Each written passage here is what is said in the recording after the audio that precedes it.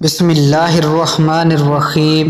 خیر الشہداء سید الشہداء حضرت حمزہ بن عبد المطلب رضی اللہ تعالی عنہ رسول اللہ صلی اللہ علیہ وآلہ وسلم کے معزز چچا اور رضائی بھائی تھے۔ راج قول کے مطابق آپ رضی اللہ تعالی عنہ کی ولادت نبی اکرم صلی اللہ علیہ وآلہ وسلم کی اس دنیا میں جلوہ گری سے 2 سال پہلے ہوئی۔ ایک مرتبہ شکار سے لوٹ کر گھر پہنچے تو اطلاع ملی کہ ابو جہل نے آپ کے بھتیجے محمد صلی اللہ علیہ وآلہ وسلم کے ساتھ ناروا اور گستاخانہ سلوک کیا ہے۔ یہ سنتے ہی جوش غضب میں آپے سے باہر ہو گئے، پھر کمان ہاتھ میں پکڑے حرم کعبہ میں جا پہنچے اور ابو جہل کے سر پر اس زور سے ضرب لگائی کہ اس کا سر پھٹ گیا اور خون نکلنے لگا۔ پھر فرمایا، میرا دین وہی ہے جو میرے بھتیجے کا ہے۔ میں گواہی دیتا ہوں کہ وہ اللہ کے سچے رسول ہیں۔ اگر تم سچے ہو تو مجھے مسلمان ہونے سے روک کر دکھاؤ۔ گھر لوٹے تو شیطان نے وسوسہ ڈالا کہ تمہارا شمار قریش کے سرداروں میں ہوتا ہے، کیا تم اپنے دین بدل دو گے؟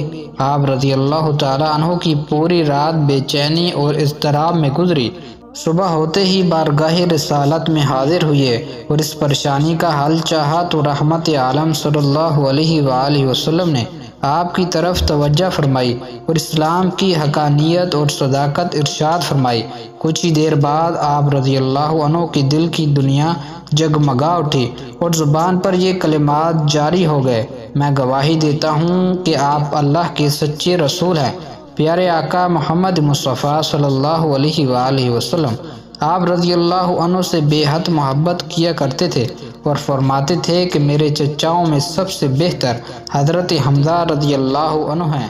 ایک جانثار صحابی رضی اللہ عنہ نے بارگاہ رسالت میں حاضر ہو کر عرض کی، میرے ہاں لڑکے کی ولادت ہوئی ہے، میں اس کا کیا نام رکھوں؟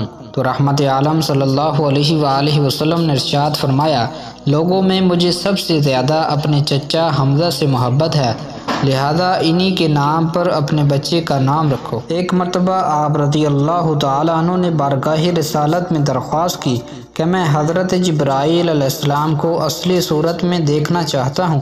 ارشاد ہوا، آپ دیکھنے کی طاقت نہیں رکھتے۔ آپ نے اصرار کیا تو نبی کریم صلی اللہ علیہ وآلہ وسلم نے ارشاد فرمایا، زمین پر بیٹھ جائیے۔ کچھ دیر بعد حضرت جبرائیل امین حرم کعبہ میں نصب شدہ ایک لکڑی پر اترے تو سرور عالم صلی اللہ علیہ وآلہ وسلم نے ارشاد فرمایا، چچا جان نگاہ اٹھائیے اور دیکھیے۔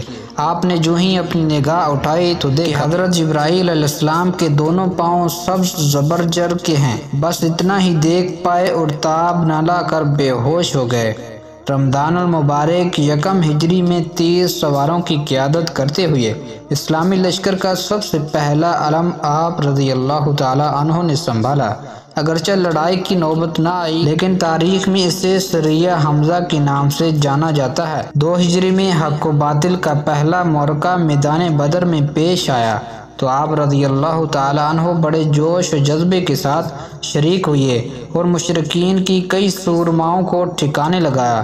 3 ہجری غزوہ احد میں آپ رضی اللہ عنہ نہایت بے جگری سے لڑے اور 31 کفار کو جہنم واصل کر کے شہادت کا تاج اپنے سر پر سجا کر اس دنیا سے رخصت ہو گئے۔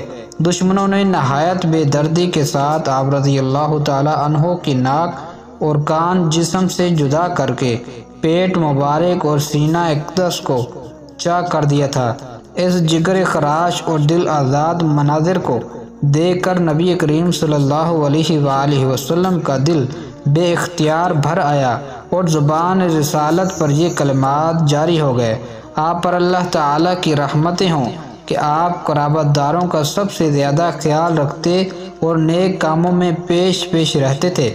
شہدائے احد میں سب سے پہلے آپ رضی اللہ تعالی عنہ کی نماز جنازہ ادا کی گئی، پھر ایک ایک شہید کے ساتھ آپ کی بھی نماز پڑھی گئی، جبکہ ایک روایت کے مطابق 10 شہیدوں کی نماز ایک ساتھ پڑھی جاتی اور ان میں آپ بھی شامل ہوتے۔ یوں اس فضیلت میں آپ رضی اللہ عنہ منفرد ہیں اور کوئی آپ کا شریک نہیں۔ جبل احد کے دامن میں آپ رضی اللہ عنہ کا مزار ہے۔ اللہ پاک ہمیں ان کے نقش قدم پر چلنے کی توفیق عطا فرمائے۔